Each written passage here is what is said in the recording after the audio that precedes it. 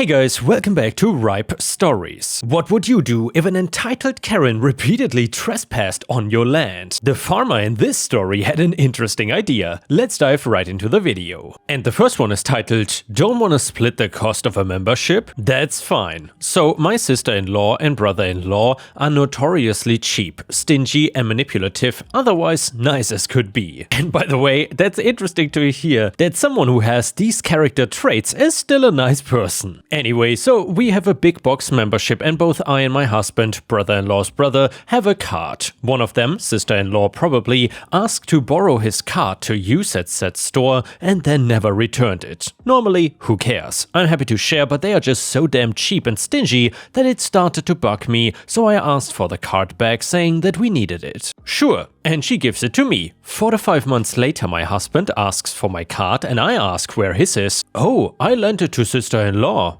Okay. Plan B. Next time I was at their house, I offered to split the cost of the membership. At the time, that was $50 a year. The response? Oh, we really don't use it that much, but I will talk to brother-in-law. Plan C, my petty revenge. I logged in online and saw that they were using it 1 to 2 times a month. Penny-wise, pound foolish, faffo. I went to the store and asked for my membership to be cancelled effectively immediately, told no one. Brother-in-law and sister-in-law went shopping, loaded it all on the belt, scanned the card, and they were presented with a renewal fee. Rather than pay it, they walked out. We never spoke about it, but brother-in-law told my other brother-in-law, who told me, and just laughed. He and I are on the same page. It brings me such satisfaction to play out that scene in my head. And yeah guys, after that deliciously satisfying story, we will now move over to the title story, which is titled, "Insane Entitled Trespassing Karen Gets Shot After Trying to Take/Steal My Land." And by the way, if you enjoy my daily content, please don't forget to subscribe with the bell turned on, because otherwise you might miss my daily upload, since to be honest currently YouTube is trying to screw me over by not showing new videos to my existing subscribers. So anyway, ever since the Alberts moved into the Victorian at the south end of my farm's property, I found them and their presence to be odd. They were a middle-aged couple with no kids and they hardly ever socialized with anyone in town. When they moved in, I was sort of excited to have new neighbors, while I would occasionally catch a passive wave from Jackson, the husband. His wife Susan would hardly look in my direction. But I had little time for being concerned about things like that. I'm a farmer and I've owned my farm for nearly 20 years, putting in the hard work to keep everything on track and my crops thriving. About 6 months after they moved in, I was out working on my tractor when I caught a glance of Jackson storming out of the house with 2 large suitcases in hand and a backpack on his back. He started his truck after loading it and peeled it out of the driveway. I never saw him or that truck again. I was not sure what happened, but it was not my business, so I stuck to my work. I did not see Susan for a while after that either, so I figured they were away on a trip or something. Then she started appearing, walking around with her dogs. It was not long until I noticed that she was letting them run through my fields while she smoked her cigarettes and stared off into the distance. Well, as long as the dogs did not mess with my crops, I figured there was no harm done, but then things got even worse. I was not feeling the best one day, so I was headed back to the house for a quick nap when I saw a landscaping truck parked in the Alberts driveway. As I looked around, I saw a guy mounting a ladder against a tree and heading up with a chainsaw. The thing was that this tree, it was on my property. Sure, that I was just misreading the situation. I waited, but when he climbed up and started up the chainsaw and began trimming some branches, I had to go over and just say something. When I came over, the landscaper stopped and greeted me with a friendly smile. Maybe he thought he would score a new client, but instead I asked him what he was doing. Confused, he pointed to the tree and explained that he was hired to trim a few trees along the fence. I informed him that the trees he was pointing at were on my property and I did not request them to be trimmed. He apologized and said he would talk to the client right away. Whatever occurred, he left Susan's house and the rest of the trees stayed untouched. But that did not go over well with her. Just 2 days later, as I was working on my field, I saw Susan strolling over in my direction. Not sure what to expect, I took a break and approached her. Before I could greet her in any way, she snapped at me, telling me that I had no right telling the tree tech to not trim the branches. I wondered how that could be with the tree being actually on my property, and she said something about it blocking her view of the sunrise, and that she would be looking into the matter more to figure out if the trees were actually really mine or hers. Before I had a chance to say anything, she took off in a huff. The next night, I stepped out at dawn to enjoy my coffee before starting my farm work and spotted a figure in the receding shadows doing something on my side of the fence. So I set my coffee down, grabbed a shovel just in case, and cautiously headed over. It was Susan, and she was walking around moving the property survey markers. She was occupied because she was startled to see my approach when I was merely 20 yards away. "Ma'am, Susan, is it? What's going on here?" I asked, having already seen what she was up to. She hesitated, but then grinned like a light bulb went off in her head and said, "You turned away the man who came to trim my trees, saying they were on your property. So I checked it out and they are on mine after all. I'm just fixing these markers so they are in the right location." I raised an eyebrow. "I've been the owner of this farm for over 2 decades, ma'am. Had 3 different neighbors in that house of yours before you and Jackson moved in, and it has never come up before. And that is because, and I assure you, the property lines are marked just fine, so if you please place the markers back where you moved them from, we can start our day." "Well, I suppose I'm the first one in over 20 years to look into the matter then," she interrupted. "They were in the wrong place, I confirmed it, so I'm fixing the mistake. Ma'am, I'm gonna need you to put those back until I can confirm it myself." I pushed back, knowing that she was just full of it. She stood up straight, a marker still in her hand, glared at me in silence for about 5 seconds, and then slammed the marker into the ground and in an unexpectedly loud tone screeched, "Put it back yourself! But no matter where you put it, those trees on my property, they are getting trimmed whenever I like." She stormed off back to her house. I set the marker to the place I best recalled it, but I had no idea what else she moved and where she put the other markers, so I decided to take a drive down to the town hall and get the property plans myself. So that is what I did later that afternoon. I worked too hard on my farm to have someone who wants to just impose themselves on part of it. I figured she might be full of it, but I wanted to stay vigilant. When I got the survey plans, it actually turned out, as I knew, that I was entirely right. Now, I had a feeling of ease that I could always show Susan the plans if anything came up, but I would find out it wasn't gonna be that easy. A couple of mornings later, a different tree trimming company showed up. I grabbed the plans and marched right over. A different young man had a similar reaction, but ultimately turned the job down because he did not want to be involved in any trouble over zoning conflicts. The very next day, I heard a pounding on my front door. I opened it to find Susan with a finger on my face. "That was the last time you have gone and run people off from my property. Those trees are mine to trim, so stop meddling with your zoning and property fantasies. I said they are on my property, so they are. Don't you mess with me or you don't even want to know what will happen next." She proceeded to poke her bony finger into my chest. She stormed off again, and this time I was not gonna be cordial. I called the sheriff and discussed the situation. I had known Sam for over a decade, so I had a good rapport with him to start with, and he assured me that I had nothing to worry about. I then saw his car at Susan's house and figured it was a settled issue. It was quiet for weeks after that, so I talked myself into thinking that things might have moved on. Boy, was I wrong. Late in the evenings, a moving light caught my attention on my field near Susan's house. I did not know what she was up to, but it was definitely not good. I could not assume it was her, but I had a good hunch. I grabbed my shotgun and headed outside. She must have suspected that I would be coming because she made no effort to leave. When I approached, she had a rusty drum next to her, standing upright with a long tube running from it. I had no idea what was in it, but as I neared, I looked at the ground and saw some residue. I put my own flashlight on and followed the off-red putrid-smelling coloring and noticed that it looked like a squiggly line and some of it ran right through my crops. What really fired me up was that it looked like someone stomped down on the southern end of the field, squishing perfectly good cultivated crops, and it was clear that Susan was trying to mark her territory, so I turned to her, but she either pretended that I was not there or did not care that I actually was. "What in the hell are you doing?" I elevated my voice in her direction. She did not respond. "You're damaging my crops and making a mess of the field. What the hell?" I raised my voice more, just shy of a yell. Passively, she continued spraying the red paint from the tube she had hooked up to the drum as she offered a snide response. "Can't be damaging your crops if they are on my property, old man." I already told you, it's my property when I say it is. This really got my blood boiling. Enough, you're doing damage, it will take months to fix, and I had about enough of your games. And if you're so damn righteous, why are you doing all this in the dark of night? That gave her pause, as if she got caught on something she didn't want to be pointed out. She swung her head in my direction. Your stalking and harassment are out of hand. Leave me alone to do my business, or I will have you arrested for trespassing.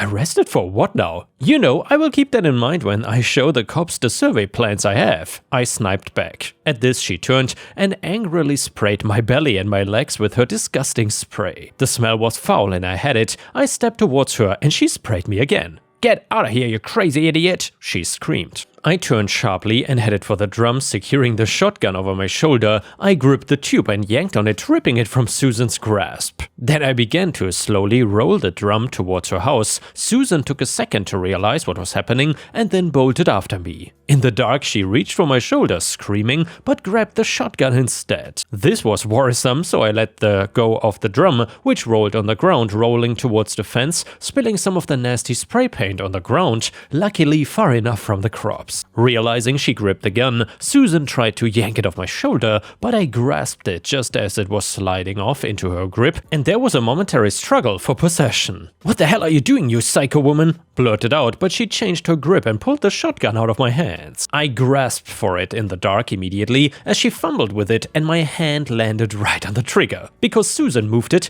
my finger squeezed and the shotgun went off. Both of our ears were ringing from the blast, and it took me a second to register what happened. I felt Susan's grip on the shotgun get limp, and I heard her collapse to the ground. The woman was a pain in the ass, but I didn't want her shot. "Susan, are you okay?" I heard her groan and then, my foot. You're going to jail for life, you monster. I will take all of your damn farm now." I was gonna run for help and then I heard scurrying and snatched up my fallen flashlight. Susan did in fact get shot in her foot, though it seemed like the shells mostly went into the ground. She was freaking out like crazy and suddenly started reaching for the gun before I had a chance to reach it, and she squeezed the finger without any aim. I think she was hoping it would hit me, but it blasted into the field. "You maniac!" I yelled, startled. "What in the hell?" I backed up and looked at her, reaching for the gun again. I stepped over to it and moved it with my boot as it slid through the dirt, landing somewhere way out of her reach. "You're insane! You tried to shoot me! You shot my foot and then tried to shoot me dead! Old Manny blind in the dark! Help! I'm bleeding out!" The rage in her eyes was worse than ever now. I backed up and said, "Not that you deserve it, but I'm gonna get help." I snatched up the shotgun by the barrel and rushed to the house to call an ambulance. In the background, I heard Susan screaming like a banshee that I was leaving her to die in the dark. I got to the house as fast as I could, set the gun on my porch and called the police. Then I rushed back to Susan to make sure that she got some help. I even brought a towel for her foot, which she threw back at me. Eventually, the ambulance and the cops showed up to sort things out. We were both interviewed and they took the shotgun to dust for prints. Susan was taken to the emergency room and treated, and the next morning an officer showed up and told me that she was adamant that she was on her property and I wanted her off, so I supposedly pulled the shotgun on her. But when they got the fingerprints of the gun, they were on the butt and the trigger. She went full on Karen on us, man. It was quite the morning at the police station. The officer told me. He assured me that she was sternly warned about pulling anything like that again. She would admit to nothing, but the cops did come back and check the contents of her drum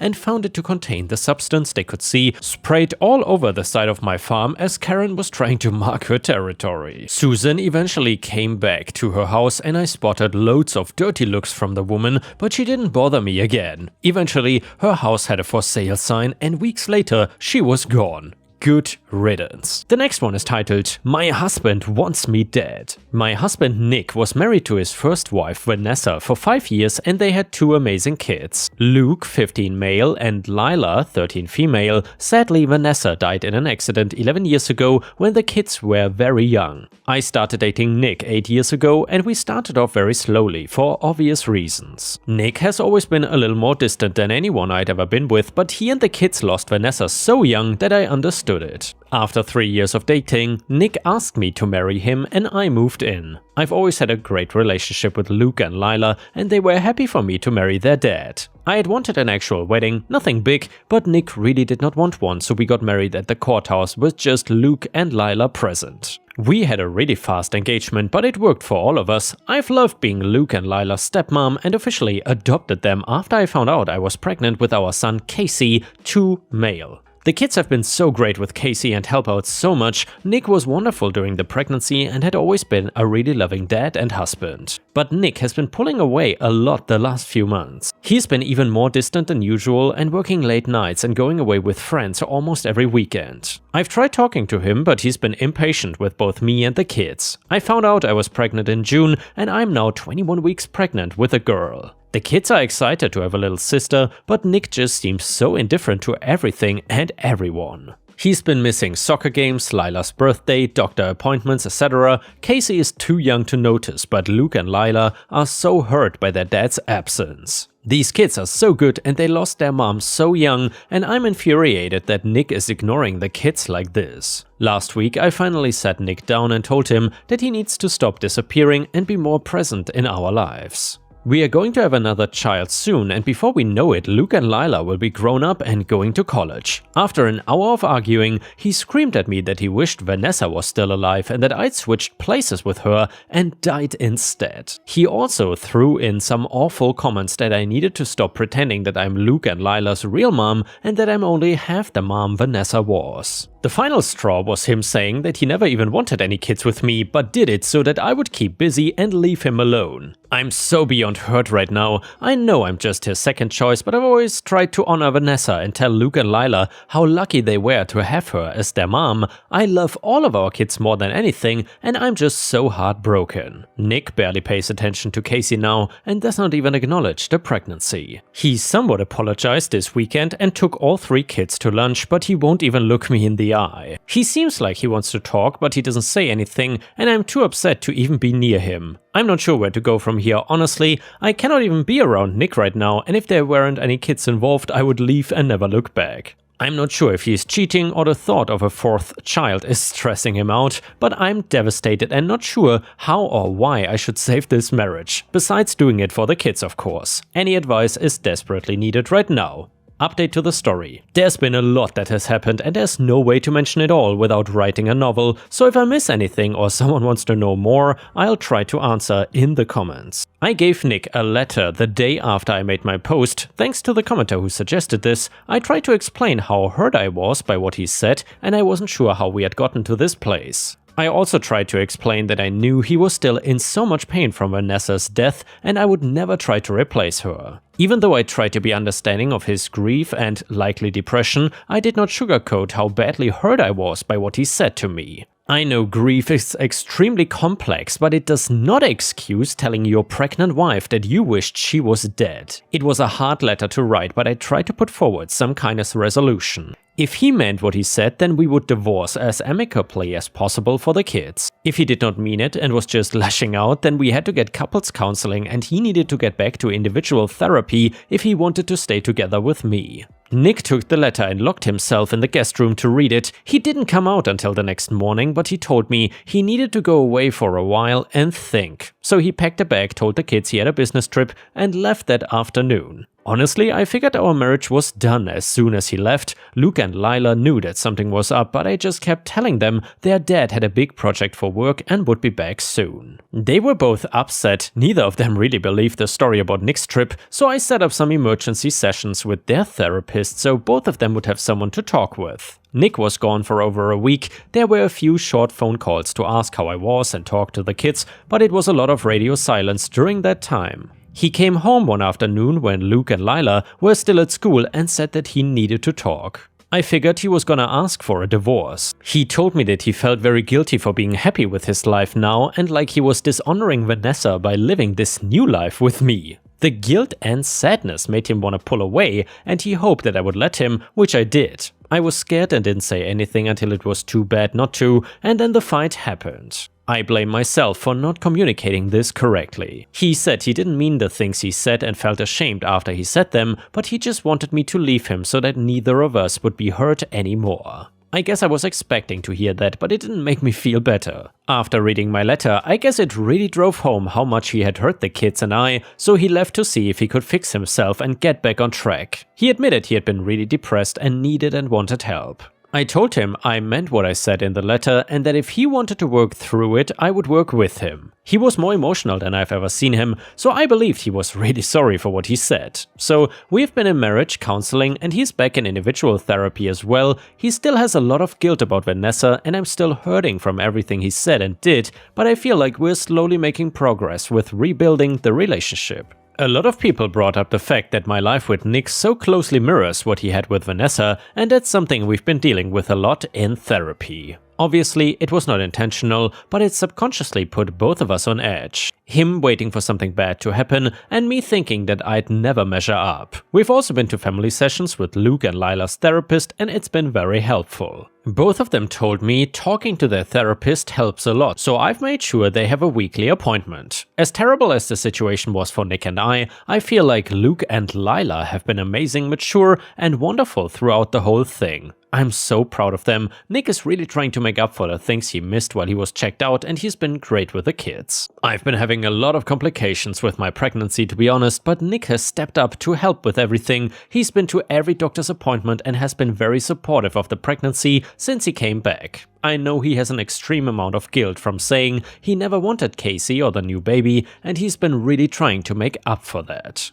We are all gonna stay in therapy as long as we need to, which is probably going to be a long time, but I feel more confident about our future as a couple and a family. I won't lie and say I'm positive everything has been fixed or that his words don't still hurt, but I feel like we are on the right path. And yeah, Ripe Stars, I'm happy for OP and the family that everything went sort of alright in the end and it seems like they are taking a good path. I really wish them the best for the future, but I'm curious, if you would have been in that situation, would you have forgiven your husband for this? Let me know what you think in the comments. And before we end the video, we will read one last story from r/Petty Revenge that is brand new. It is titled, "Hospital Roommate Called Me Ugly, I Shut Her Up." When I was a sophomore in college, my appendix ruptured and I spent a couple of weeks in the hospital off and on, dealing with various infections and surgery. During my first hospital stay, I shared a room with an older Russian woman who just had a gastric bypass. I never said a word to her and just kind of kept to myself watching TV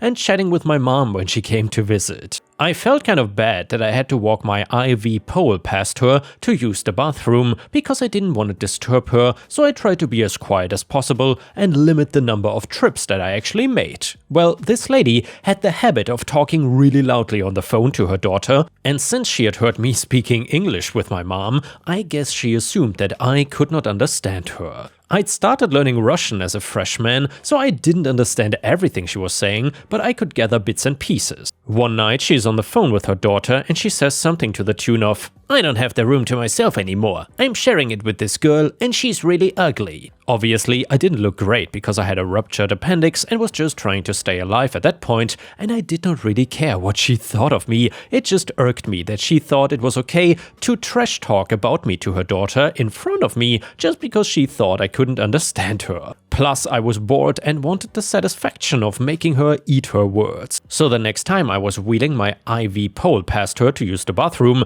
I put on my sweetest smile and said, politely excuse me, in my best Russian accent, in Russian. She did not say anything to me, but she never called her daughter again while I was there because she knew I could understand her every witchy word. And yeah guys, thank you so much for watching, I will see you again tomorrow.